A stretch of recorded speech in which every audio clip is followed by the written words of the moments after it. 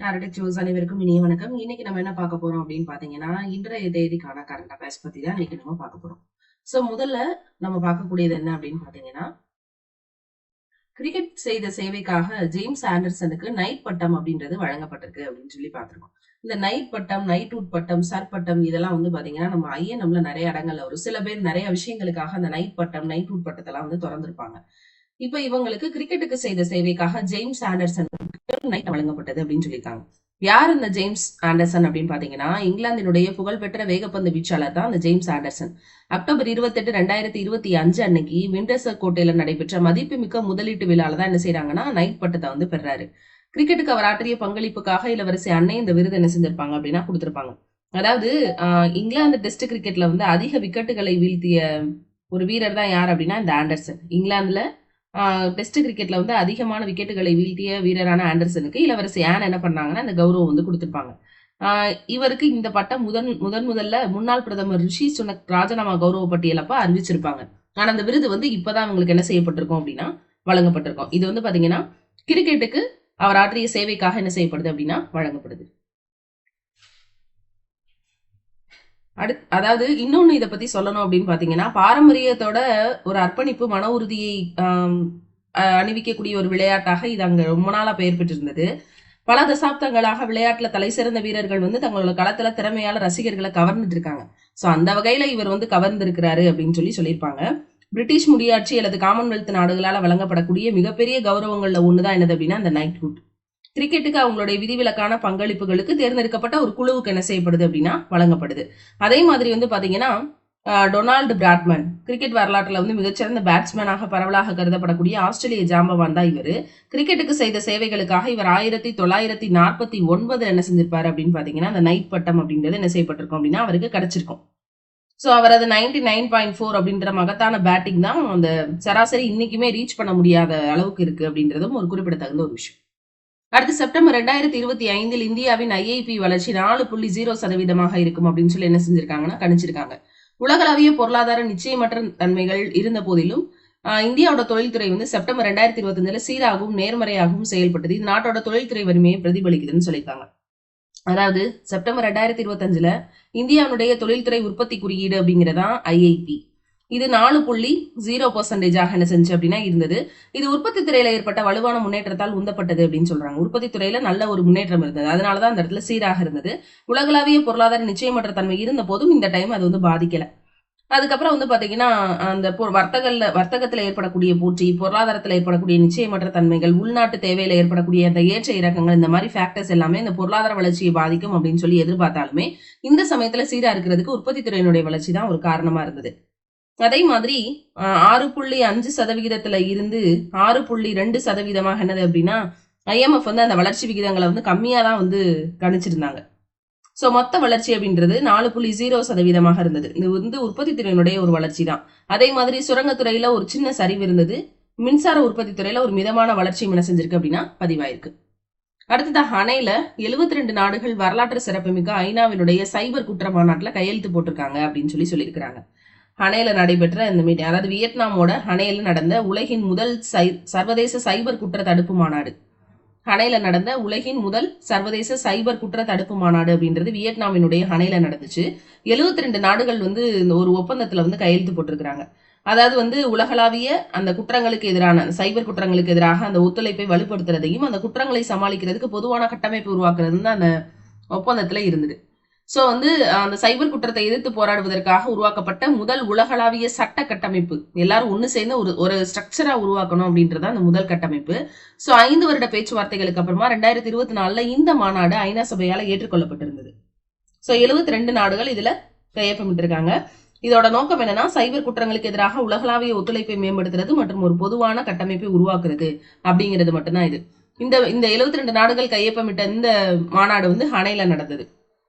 அதே மாதிரி வந்து பாத்தீங்கன்னா இந்த ஒப்பந்தத்துல வந்து சட்டவிரோத தகவல் இடமறிப்பு, இல்லீகல் இன்டர்செப்ஷன் அப்படின்னு சொல்லுவாங்க, பண மோசடி, ஊடுருவல், ஹேக்கிங், குழந்தைகள் மீதான ஆன்லைன் பாலியல் துன்புறுத்தல்கள், இது எல்லாத்தையும் கையாளக்கூடிய விதிகள் அப்படிங்கிறது இடம்பெற்றிருக்கு. இது எல்லாமே இனிமே எல்லாருக்குமே அந்த பொதுவாக இருக்கக்கூடியதாக இருக்கும், பொதுவான ஒரு கட்டமைப்பாக உருவாக்கியிருக்காங்க. பல ஆண்டுகளாக ஐநா வந்து பாத்தீங்கன்னா போதைப் பொருள் குற்றத்தடுப்பு அலுவலகத்தினுடைய தலைமையில் நடந்த விரிவான பேச்சுவார்த்தைகளுக்கு அப்புறமாக டிசம்பர் 2024 ஐநா சபையினுடைய ஒரு பொது அமர்வு இதை வந்து ஏத்துக்கிட்டு இருந்திருப்பாங்க.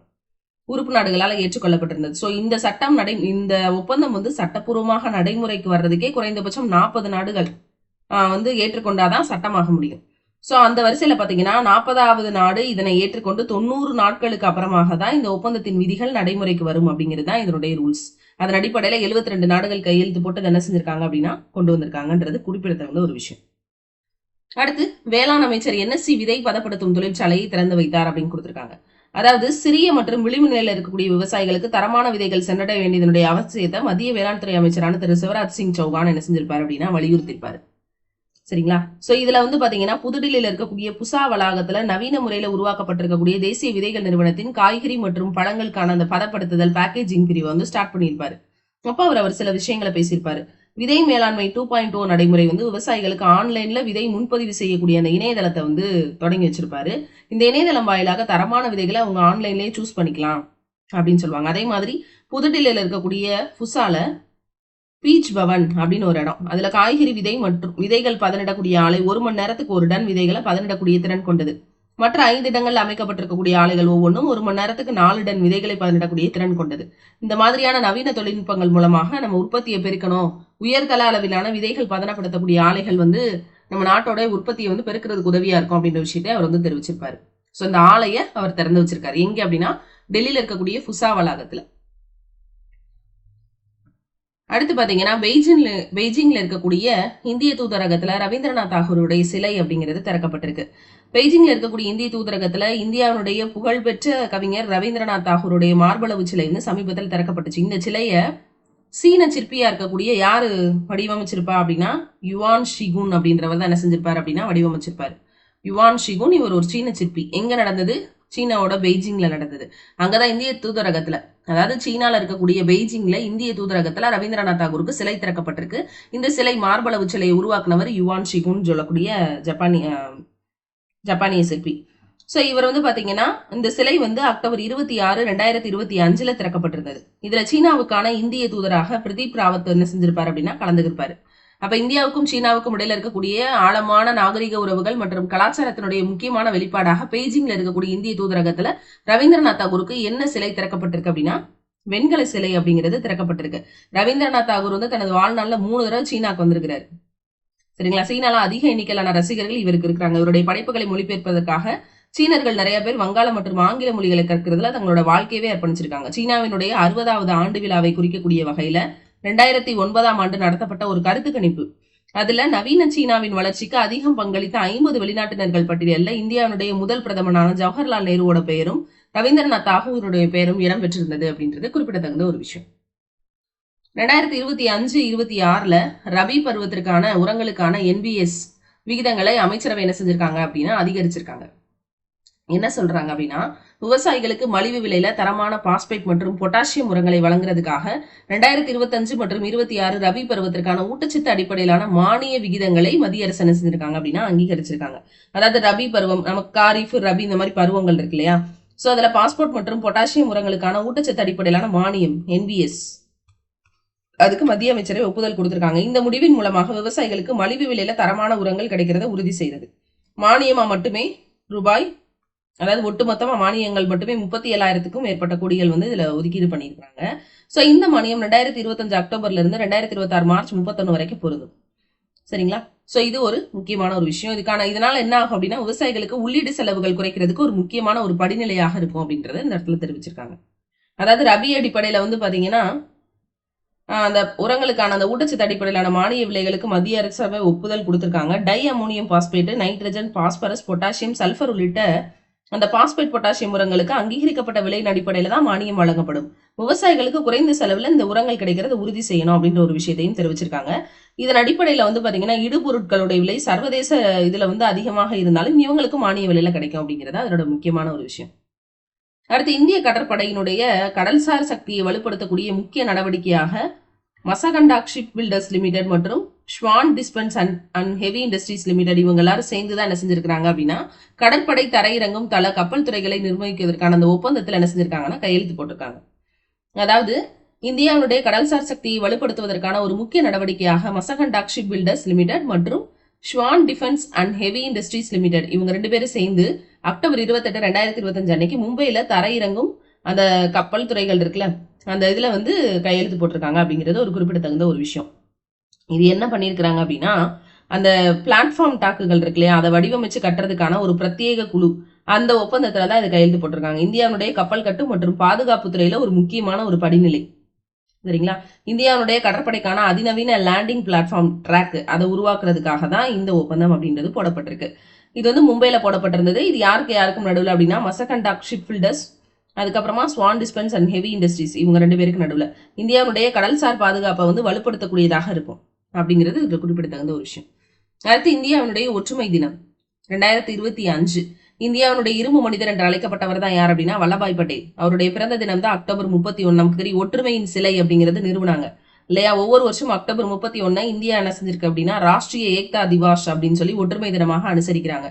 இந்த நாளோட முதன்மை நோக்கம் என்ன அப்படின்னா இந்தியாவுடைய அந்த தேசிய ஒருமைப்பாடு மற்றும் பாதுகாப்பு குறித்த விழிப்புணர்வை மக்களிடையே ஏற்படுத்தணும் அப்படிங்கிறதா. ஒரே பாரதம் உன்னத பாரதம் அப்படின்னு சொல்லிட்டு இந்த தேசிய ஒற்றுமை தினம் அப்படின்றது ஒவ்வொரு வருஷம் என்ன செய்யப்படுது அப்படின்னா கொண்டாடப்படுது அப்படிங்கிறது ஒரு குறிப்பிடத்தகுந்த ஒரு விஷயம். சரிங்களா? அந்த ஒற்றுமை சிலை அப்படிங்கிறது வந்து அந்த அகமதாபாத் சரோவர் அணைக்கு பக்கத்துல என்ன செய்யப்பட்டிருந்தது அப்படின்னா நிறுவப்பட்டிருந்தது அப்படிங்கிறதும் ஒரு குறிப்பிடத்தகுந்த ஒரு விஷயம். சோ ஒரே பாரத் உன்னத் பாரத் அப்படிங்கிறது, அதாவது இவருடைய அந்த 150வது பிறந்தநாள், சர்தார் வல்லபாய் பட்டேலினுடைய 150வது பிறந்தநாள் அக்டோபர் 31, 1875 வந்து குஜராத்ல நாட்டியால பிறந்திருப்பாரு. 1917 ஐஎன்சில சேர்ந்தவர் ஒத்துழையாமை இயக்கத்துல ஒரு முக்கியமான பங்கு வச்சிருப்பாரு. 500க்கும் மேற்பட்ட சுதேச அரசுகளை இந்தியாவோட ஒருங்கிணைத்ததுல முக்கியமான பங்கா இருக்கும். 2018 இவருக்கு ஒற்றுமை சிலை வந்து திறக்கப்பட்டிருக்கும். இதான் உலகின் உயரமான சிலை அப்படின்னு சொன்னாங்க. 1991 இந்தியாவுடைய உயரிய குடிமகன் விருதான பாரத ரத்னா அவருடைய மரணத்துக்கு அப்புறமா கொடுத்தாங்க. இவர் வந்து இந்தியாவின் இரும்பு மனிதர் அப்படின்னு சொல்லுவோம். அடுத்து பாருங்க, ஜேம்ஸ் ஆண்டர்சனுக்கு நைட்வுட் பட்டம் வழங்கியவர் யார் அப்படின்னு கேட்டிருக்காங்க. யார்? இளவரசர் ஆனி. சரிங்களா? இங்கிலாந்தினுடைய புகழ்பெற்ற வேகப்பந்து வீச்சாளருக்கு அக்டோபர் 28, 2025 விண்டர்சன் அதாவது வின்சர் கோட்டையில வந்து இந்த முதலீட்டு விழால இந்த நைட் பட்டம் வழங்கப்பட்டிருக்கு. செப்டம்பர் 2025 இந்தியாவுடைய ஐஐபி குறியீட்டில் பதிவு செய்யப்பட்ட வளர்ச்சி 4.0. சைபர் குற்றங்களுக்கு எதிரான ஐக்கிய நாடுகளினுடைய மாநாட்டுல எத்தனை நாடுகள் கையெழுத்து போட்டிருக்குன்னா 72 நாடுகள். 40 நாடுகள் கையெழுத்து போட்டாதான் அந்த ஒப்பந்தம் செல்லுபடியாகும். தேசிய விதைகள் கழகத்தினுடைய புதிய விதை பதப்படுத்தும் பிரிவு எங்க அமைக்கப்பட்டிருக்குன்னா புசா வளாகம், புதுடெல்லி. ரவீந்திரநாத் தாகூருடைய வெண்கல சிலை எங்கு திறக்கப்பட்டிருக்கு? பெய்ஜிங்ல திறக்கப்பட்டிருக்கு. ரஃபி பருவத்திற்கு மத்திய அரசால் அங்கீகரிக்கப்பட்ட ஊட்டச்சத்து அடிப்படையிலான மானிய விகிதங்கள் எந்த காலத்துக்கு? அக்டோபர் 1, 2025 இருந்து மார்ச் 31 வரைக்கும். மசகண்டாக் ஷிப் பில்டர்ஸ் மற்றும் லேண்ட் பிளாட்ஃபார்ம் டாக்ஸ் கட்டுமானத்துக்காக எந்த தனியார் கப்பல் நிறுவனத்தோட ஒரு கூட்டு ஒப்பந்தத்துல போட்டிருக்காங்க அப்படின்னா ஸ்வான் டிஃபென்ஸ் அண்ட் ஹெவி இண்டஸ்ட்ரீஸோட போட்டிருக்காங்க. தேசிய ஒற்றுமை தினம் அக்டோபர் 31 கொண்டாடப்படுது. சர்தார் வல்லபாய் பட்டேலினுடைய பிறந்த தினம். இதெல்லாம் இங்க ஒன்லைனர்ல கொடுத்திருக்காங்க. அடுத்தது நம்ம பார்க்கக்கூடியது என்ன அப்படின்னா மாநில செய்திகள் அடிப்படையில பார்க்கலாம். கோயம்புத்தூர்ல இருக்கக்கூடிய பாரதியார் பல்கலைக்கழகத்துல 9 ஆண்டுகள் கழித்து பதிவாளர் பதவிக்கு நியமிக்கப்பட்டிருக்கிறவர் யார் அப்படின்னா ஆராஜவேல். இந்த பல்கலைக்கழகத்துல 9 ஆண்டுகள் வரைக்கும் அந்த பதிவாளர் அப்படின்ற ஒரு போஸ்டிங் இல்லாம இருந்தது. சோ அந்த பதிவாளர் பதவிக்கு நியமிக்கப்பட்டவர் தான் பேராசிரியர் ஆராஜவேல். தமிழ்நாட்டில் செயல்பட்டு வரும் மக்களை தேடி மருத்துவம் அப்படின்னு சொல்லக்கூடிய அந்த ஸ்கீம்ஸ் இருக்கு இல்லையா, அது என்ன வகையான திட்டம் அப்படின்னா மக்களுக்கு வீடுகளுக்கே சென்று இலவச பரிசோதனை மேற்கொள்ளக்கூடிய திட்டம். சரிங்களா? சோ அது வந்து பாத்தீங்கன்னா அந்த மக்களை தேடி மருத்துவம் அப்படின்றது இந்தியன் அந்த மருத்துவ சேவைகளையும் மருந்துகளையும் இலவசமா கொடுக்கறது மக்களுக்கு வீடுகளுக்கே சென்று. அதாவது வந்து நீரிழிவு, உயர் ரத்த அழுத்தம், இந்த மாதிரி தொற்றா நோய்கள் இருக்கும் இல்லையா, அந்த தொற்றா நோய்களால பாதிக்கப்பட்டவங்களுக்கான சிகிச்சை கொடுக்கறது. சுகாதார பணியாளர்கள் நோயாளிகளோட வீட்டுக்கே போறாங்க, இணை சிகிச்சைகளும் கொடுக்குறாங்க. உள்ளாட்சிகளோட இணைந்து இணை சிகிச்சைகளும் என்ன செய்யப்படுது அப்படின்னா மேற்கொள்ளப்படுது. தமிழ்நாட்டில் மக்களை தேடி மருத்துவ திட்டத்தினுடைய புதிய நடவடிக்கையின் முக்கிய நோக்கம் என்ன அப்படின்னா இணை நோய்களை கண்டறிந்து உடனே சிகிச்சை கொடுக்கறதா. தொற்றா நோய்களுக்கு சிகிச்சை கொடுக்கணும், அதோட இணை நோய் பிரஷர் இருக்கு அந்த மாதிரி இணை நோய்கள் இருக்கும் இல்லையா அவங்களுக்கு சிகிச்சை கொடுக்கணுங்கிறதா இதனுடைய முக்கியமான நோக்கம். மக்களை தேடி மருத்துவம் திட்டம் எந்த ஆண்டுல தொடங்கப்பட்டுச்சு அப்படின்னு கேக்குறாங்க. அந்த மக்களை தேடி மருத்துவ திட்டம் எந்த வருஷம்? 2021.